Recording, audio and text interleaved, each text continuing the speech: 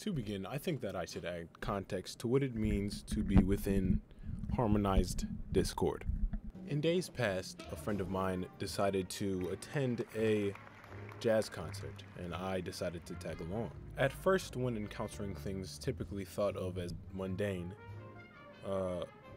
we fail to see the value.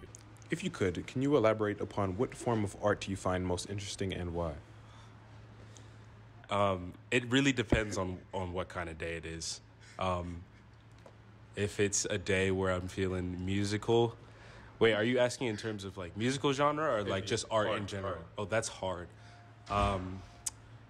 That's really hard. I'm going to go with music just because I'm always listening to music.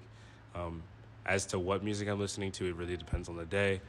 For the past couple of days, it's been like orchestral music and like Tupac, or it just depends on what I wake up and what I feel like listening to. But I really, really like art, particularly, I'm blanking on the artist's name, but there's two pieces that I really enjoy. The Sad Clown, or no, that's not what it's called. It's called Stanchik by, I'm going to butcher this name, but it's something Mateko. And it's the one where it's the Stanchik in the red jester suit, and he's sitting by himself while there's a party going on in the background. And then I'm blanking on the artist's name, but it's like futuristic robots, and it's like light. I'm going to look up the name. Okay, finally found the name of the artist. It's Hajime Sorayama. I really like his stuff just because it's something that I hadn't seen before. And particularly the one where the light is going through the girl's head, and the one where she has a sword and she looks like a knight, and it's like half robot, half woman.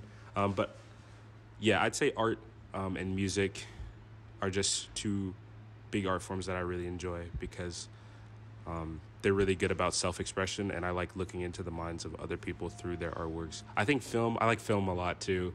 I think those are the big three for me. Like the surrealist short film, I'm going to butcher this name too, but Inchan Andalou by Salvador Dali and a French filmmaker, I forget his name. They were trying to convey something that the world hadn't seen in 1929 or 1927, I forget.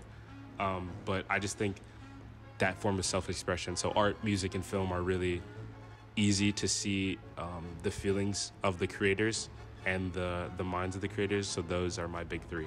I really love music as an art form. I think it's very broad. There's many different genres, and it's my personal favorite way to express myself. I'm not very good at like painting or drawing, but I love playing instruments. So, man, recently I've been listening to a bunch of hyperpop, which I know is not a very popular genre, but I like all the noises. Really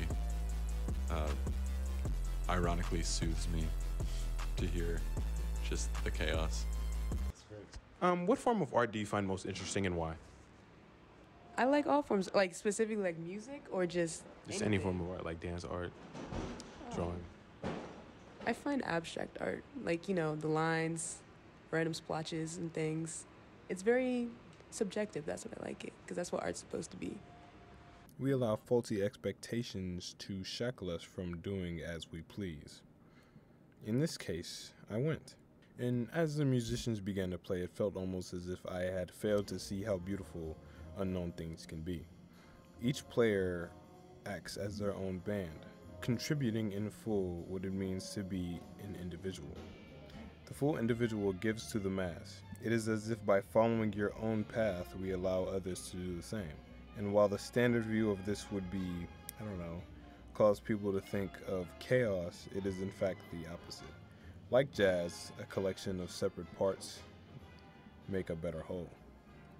Jazz is the player and the players all at once. What is jazz is the life that breeds harmony. The grace of it all teaches us that for things to be okay, they don't have to have a specific order or structure. What is will be regardless of connotation. I think that is a tough question, but I think it's hard to label art as bad. There's a lot of different metrics you can use. I know just thinking about music, when you look at like if a song is good or bad, a lot of times, at least in America, people will measure it by our standards of music theory. But like if you look at other countries, they'll have different standards of music theory. So like in countries where they use microtones, they might think that a microtonal song would be good, where in America it's like that's just out of tune. So I think it's as they say, it's beauty's in the eye of the beholder. If you find it to be good, then the art is good. If you find it to be bad, well, maybe it's good to someone else. Oh, it can absolutely be both. I think it can be good when it's bringing light or shedding light on a topic that is not getting as much attention as it deserves. I think it can be bad when you are demeaning other people or demeaning people's ideals. But because art is a form of self-expression, the person that is creating the art, all their biases and all their emotions go into that art, and that can be good or bad. So yes, it can be both. There's no fine line of what good or bad art looks like. Like I said, art is subjective. It's supposed to be interpretive. Yeah, that's what. Passion, however, does not act as the will of man. When put together, the individual is not lost in the slightest. He is only completed, or complemented, better. The more we support life as we know it, the more likely life is to support us. The answers are allowed to be unknown. It is but the mind of man that traps him in the false reality that he is trapped. Do you think anything is like naturally good or bad? Or is it something that we attach to everything? It's something that we attach. Good or bad is a label. So, yeah, no. It inherently cannot be good or bad. But however, Ian is inherently bad. Thank you. For sure. Yes, I do think there are concepts, there are things that on a very basic level are inherently good or inherently bad. But I think there's always a way to spin something to make it look like something else to another person. For example, let's say we're walking down the street and I trip you. Some may look at that and say that's inherently bad. But what if 5 minutes before you tripped me? Right? Now is it a question of whether I'm getting back at you or getting the revenge that some may think I deserve? Or is it still inherently bad? So it's all a matter of perspective. But I think on a very, very core level, once you get down to the minute details, there are things that are inherently good and inherently bad. Expression is freedom. And if one travels on the path of carnage, then suffering is waiting at the door.